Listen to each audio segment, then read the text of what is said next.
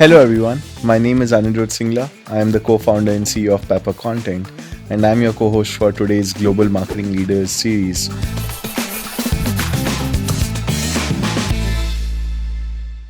Where we are hosting Jeff Spencer from Seclo today. Jeff, it's such a pleasure to have you here with us. Thank you so much for your time. Likewise, it's a real pleasure to be here. Amazing. Jeff, it's been an amazing journey. I was just looking at your varied experiences. I never thought I'll be interviewing someone who's been an attorney and eventually moved to marketing. What was that like? Tell us more about your early journey and how you got started. Yeah, it's actually very funny. This is always the first question I get in any interview, which is, why did you move from the legal profession into marketing?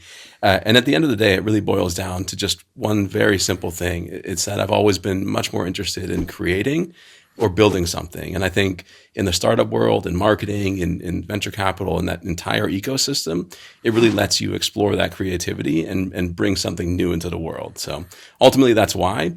Now, logistically, I think there are a lot of complications when you're moving from one field into another. And we'll probably get into that a little bit more later. But at the end of the day, it was about building stuff. Makes sense. And what was your starting point of career? Like, what got you? How did you get into it? And then talk more to us about the transition as well. Like, what really prompted that? Sure. Well, I think if we take a step back and look at legal education, like so many sort of postgraduate degrees, it's less about the practice of a specific field and more about a way of thinking. Ultimately what it comes down to is analyzing a big problem, breaking it down into smaller components, and solving that problem. And I think in the legal profession, you've also got this element of advocacy. And I think all of those things really build up to a marketing career at the end of the day. You are, whether it's a client, a company, or a product, you are ultimately advocating for something. So I felt the transition from law to marketing was very natural. And I was able to articulate that relatively clearly and find my initial roles, which were a little bit more in the product marketing space, because throughout my life, I have always gravitated towards tech and a little bit more sort of technical issues. So that was really my intro into marketing, was through product marketing. Amazing. And when you got into product marketing, and just curious, what principles of your studies in legal or being an attorney practically helped you think through? Was there some kind of intersection you were able to draw mentally? Yeah, I think the ability to hold complex issues in your mind and see sort of an objective at the end of the day, which ultimately is essentially the practice of product marketing. You've got an understanding of both your product, your company, the ecosystem in which you're operating, and you are ultimately trying to put forward the best story for your product. So I think in that way, that's why product marketing for me was really the best fit. Amazing. And you started your product marketing journey with DocuSign? No. I started a long time ago with a search engine. It was actually a very early company called get.com, and they did sort of product reviews and search. Oh, wow. Sort of like what you might see in the Amazon marketplace. Yes. Any review site that's sort of popular today. Amazing. And what was that like? It was a bit of a journey. This was a very, very small company started by my younger brother and his business partner, and they were funded by a company out of Japan.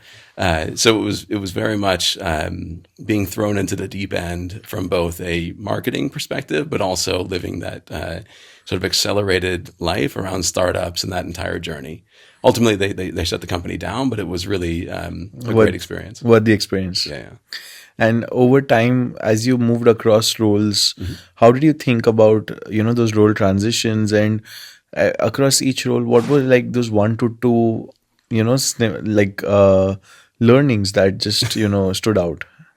Oh, geez. Well, I mean, there really are so many things that have stood out to me throughout my career. I would say early on, what I learned is that I didn't know a lot about marketing, and I had to learn very, very quickly. And again, I think I defer to my previous education from that. One of the benefits of having gone through this many years of education was the ability to retain knowledge and become sort of a quasi-expert relatively quickly. So in that way, I was able to absorb the tenets of so many different industries or areas of technology and both advocate very passionately and compellingly for my products, but also move into sort of the content space and become really a reference, a resource for both the marketing team, the sales team, pre-sales, and others. And again, sort of find myself looking a little bit more broadly at companies and transitioning out of product marketing into something that looked a little bit more like a go-to market or a GTM function, which encompassed everything from product marketing to content to sales enablement and other sort of disciplines in marketing. Makes sense. And I just very curious, like I know that even in the legal ecosystem, the written word has a lot of value. And with content marketing, right? Mhm. And you focusing on building a strong content pedagogy across. What have your learnings been and how the content ecosystem has evolved since you got in to now? Yeah, well, I think like most things, and I'm sure we're going to talk about AI later, and that's completely changing the face of content marketing. But ultimately, content marketing really comes down to one thing, which is well, maybe two things, but really for the most part, one thing, which is you are compelling. And I think often what that breaks down to is you are speaking in a way that is honest and authentic, and that's what resonates with people across all industries. I've found is just if you are authentic and compelling, your content will inevitably rise to the top. SEO sort of nuances of the industry be damned. It really comes down to do people care about what you have to say? Makes sense. And at Secure, as you build out this foundation, Mhm. how are you thinking about shaping your content program? Mhm. And given what you know, when you build things from scratch, what all factors do you take in mind before you're moving forward? Yeah, absolutely. I mean, I think because Seclor is a security company, trust really is paramount here. So anytime you put out content in a space where trust is the most critical factor, again, it's all about authenticity and building that authority. So we want to make sure that first and foremost, anything we put out is honest, is true to what it is that we're speaking about. But I think also I've taken some lessons from my past lives. You know, I've worked on a lot of open source projects. I've published a number of different things, a lot of passion for that. And being involved in the startup ecosystem, I've learned that it can be okay to break things. I think so many people in content marketing and other marketing disciplines play it safe. They look at the playbook of larger companies and they say, I can duplicate that. And my philosophy is, yes, those things work, but you should also experiment. You should also be willing to take risks. And I think those are the things that really set world-class companies apart from their, let's say, more stagnant counterparts. Makes sense. Makes sense. And just curious, what does Secure do? Yeah, it's actually a relatively straightforward value proposition. Pretty simple with a lot of complications that sort of evolve from that. But we basically take the perimeter, and most people, what they do is they secure the perimeter of their organization. They put everything under one big wall. What Seclor does is we put a wall around every sensitive digital asset. Now, whether that asset lives inside your organization or you need to share it outside your organization, it's still protected by Very Seclor. And that's interesting. the core value proposition. That's amazing. And just curious, you mentioned about open source programs. Talk to us more about that. Yeah, I mean, I think this for me is just more of a passion. You know, some people play guitar, other people write, some travel and try different food. I like creating things, and like I said at the beginning, I have a huge passion for building stuff. So fortunately, I've got a younger brother who's a developer, and he and I really enjoy working together. So as a bit of a side project, we are always working on solving little problems, whether those are problems for us, some niche that we see in the world, or some opportunity that we think would be interesting to work on, whether that's from a problem perspective, a sort of user or customer perspective, or just exploring some new interesting technology, particularly around AI and all of these new sort of opportunities that are presenting themselves with sort of realistic AI being available to so many more people. Amazing. And what could you maybe talk to us about a couple of projects you pushed out and they've seen some scale? Yeah, absolutely. I would say, you know, we've done some, I would call it a little bit naughty stuff, not in a bad way, but just things that are sort of fun for us. So, for example, I really like listening to music, and I hate all of these different sort of music players. So we built a music streaming service, which would go out to things like YouTube, and you could upload music as well, and then you could sort of stream it back to yourself as you traveled the world. And for me, it was just an incredible sort of passion project that let me create these playlists for myself and then just always have access to streaming music wherever Very I wanted it, interesting. you know, exactly. And it was just a fun project. Turns out lots of other people like that too. So it ended up being sort of wildly popular, and we had to shut it down because it was, again, running afoul of some of the policies of sites like YouTube. But it was a really interesting project until we ran into that particular legal wall. Amazing. You're a multi-talented person. Thanks. No, amazing. And you know how you seeing content marketing evolve from way of how people consume media, Hmm. right? Like you mentioned that it's a lot about what people want Yeah. and how do you produce that. But given this passion for these projects about building something Hmm. new, about the same philosophy you spoke about, want making people something that people want. Hmm. How you seeing content marketers today need to evolve their playbooks, and do you have some digital playbooks which kind of help you position yourself or your business very differently? I definitely do. I don't want to share them in too much detail, but the Yes. broad strokes are, I think users and viewers, customers, whoever is in your ideal customer profile or ICP, people have just become much more wary of marketing speak, of sort of BS, of the vast amount of content that exists out there in the world today. So now you have to earn people's attention, right? Because their guard is up, way, way up. So it's really about giving them something interesting. And in that 5 or 10 seconds, you've earned the right to get their attention for another minute. And then in that minute, you've earned the opportunity to give them the longer pitch and the more sort of detailed value proposition or some customized material. So it's really, I think, all about being compelling in a very short period of time, but also coupling that with material that sort of leads people to ultimately the solution that you are presenting. And hopefully that solution will be compelling. Yeah. Very interesting. And are you seeing video emerge out as an interesting place, especially, say, imagine would someone like Secular or companies in cybersecurity, Mhm.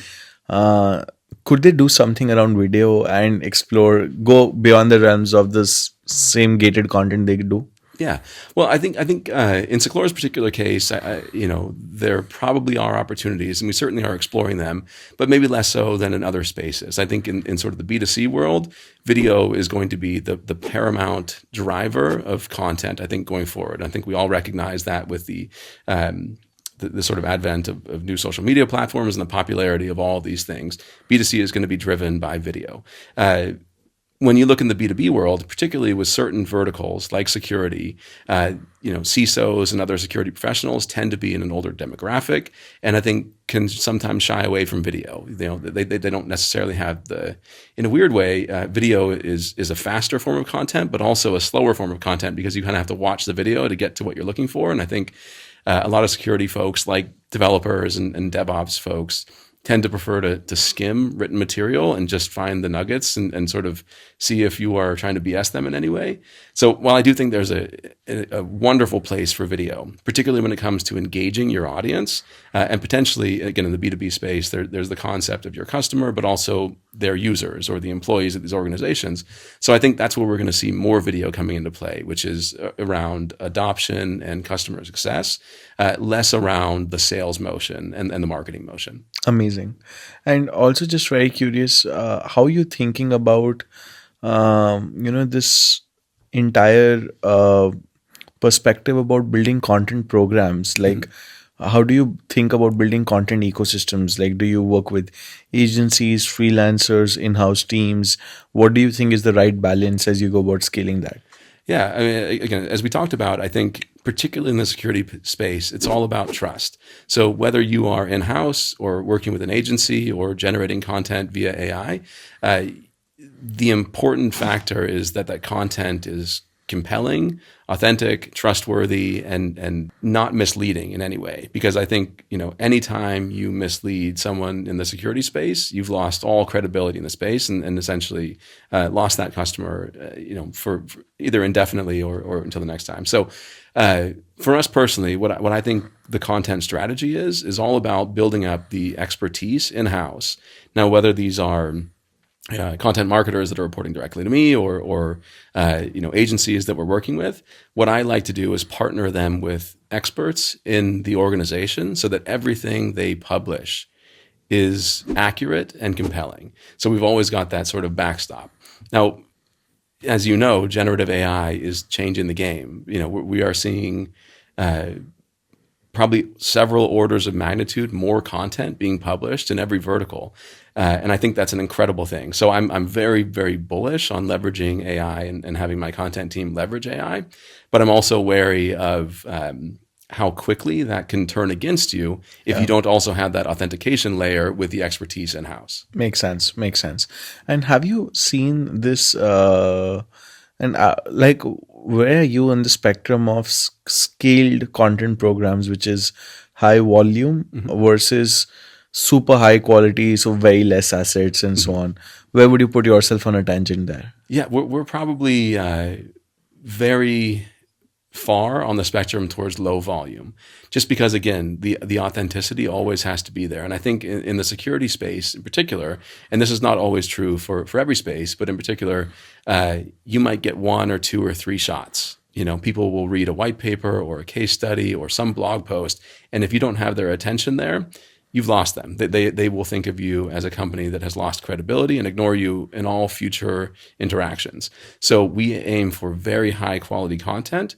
Now, I think there's a balance there, as you know, we see this explosion of content. So we're always looking for ways to engage the stakeholders of the security executives, the CISOs, and others who are more of the sort of advisory role, and we want to get in front of them with that sort of shorter form, more snackable content. But ultimately, when we're talking to the CISOs and the security executives, it very much is a smaller number of pieces that have more authority. Makes sense. Makes sense.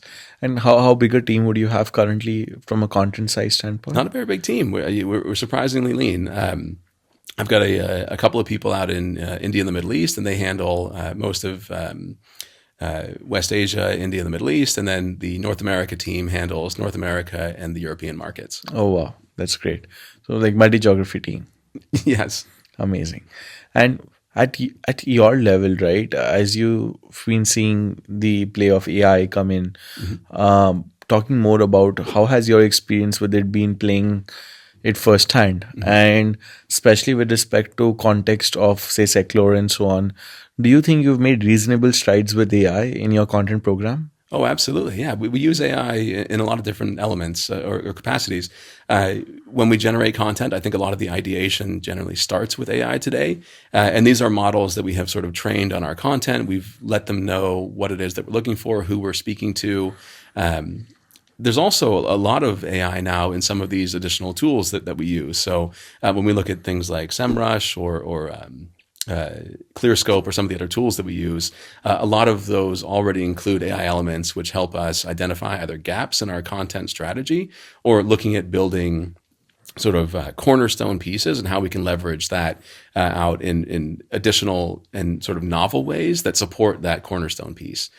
We also use AI, and this is a highly trained model to review our material. So we're looking for consistency of language. We're looking for any terms that we are trying to either invest in or deprecate, depending on sort of our strategy.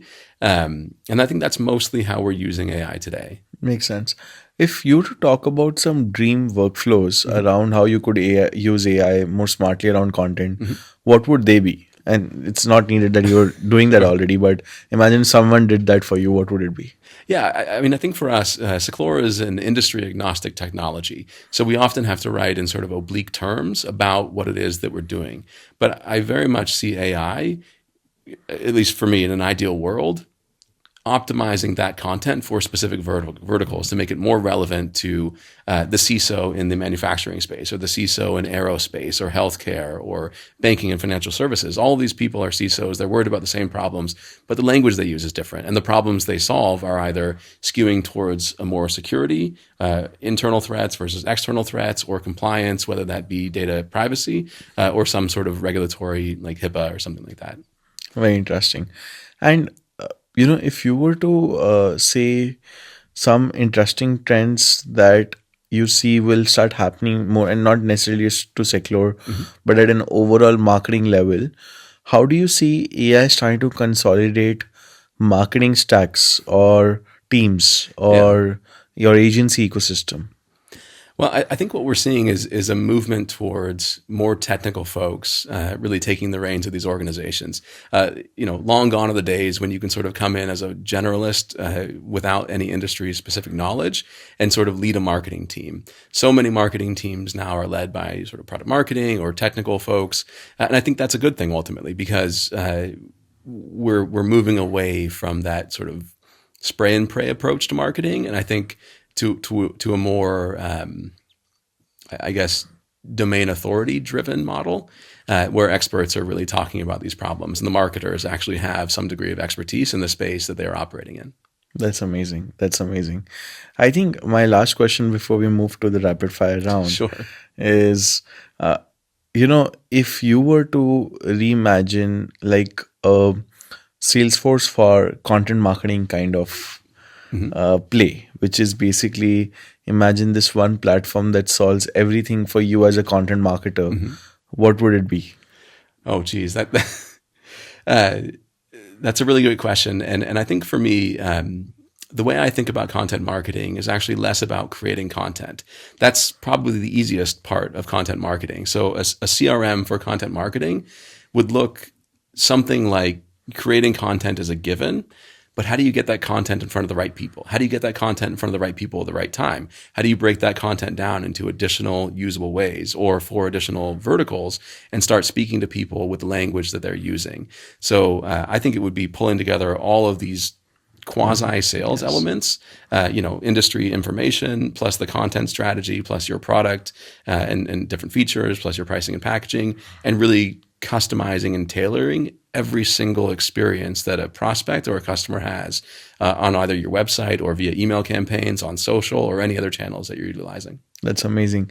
And I think last thing would be if you, as a marketer, as a content leader today, what are your top 3 to 4 struggles? Like in general, what are you looking to solve for or double down more on as a leader? Well, it's always more pipeline. That's the problem. But I think at the end of the day, it really is continuing to invest in great people, because I think at the end of the day, content, particularly if you are looking at sort of an expert model, is going to be driven by these individuals. So continuing to invest in great people. Yeah. I think there's a lot to be said about doing more with less. Companies are becoming far more streamlined, leveraging Gen AI. So we are doing more with fewer people. The other piece of it is, I think, being willing to streamline your content. So many companies have these vast mountains of content, which at this point now is probably doing more harm than good. It can be okay to look back at some of the existing content and either cut it, revise it, or just get rid of it. Yes. And that's a great insight. No, amazing. So yeah, moving to the rapid fire. Ready? No pressure. So what's your favorite comfort food? Oh, pasta. If you had a chance to go back to your legal profession in a couple of years, would you do that? No. Just why? any particular reason why? Well, I think the legal profession is incredibly interesting, but you often are either dealing with people at their worst or embracing their worst impulses. The legal profession usually comes in when all else fails. So these are not happy people, and these are not people trying to solve problems that sort of further society. These are mostly when things break down, that's when you need a lawyer. And I just lost interest in seeing people at their worst all the time. Makes sense. I hate you. And for you, a world where there was no AI and all looked good, and a world which AI is there and everything's unpredictable, what would you choose? With AI, for sure. And any reason behind that? Well, I think if we just move out of the content conversation, just the ability to offload some of these tasks and some of the sort of repetitive things that we are spending so much time in marketing and other fields doing, the ability to automate those things is going to, I think, free up tremendous human potential. And that's what I'm most excited about around AI. Amazing. And if you could be the chief storyteller of any brand you want in the world, which brand would it be? Oh, geez. I imagine everybody says Apple, so I'll just go with Apple as well. That's you've got it right. I think very strong impulses. And I think last question would be, tell us about a humble brag. A humble brag. Oh, geez. Okay. Early on in my career, my younger brother that I mentioned and I created a virtual private network based on a sort of a new technology called WireGuard. And it was a new protocol that had come out. It was about 10 times faster than the existing protocols, OpenVPN and IPsec. And we carried that technology into the Y Combinator Startup School and ultimately won the YC Startup School grant, which I think was really, really neat. We didn't end up doing anything with the company, but it was a really, really wonderful experience. And the YC folks are great. Amazing, amazing. Well, thank you so much, Jeff. I think we've had a ton of amazing time with you. I think very sharp insights and love the builder mindset you come with. Thank you so much for your time today. Thank you so much for having me. Amazing.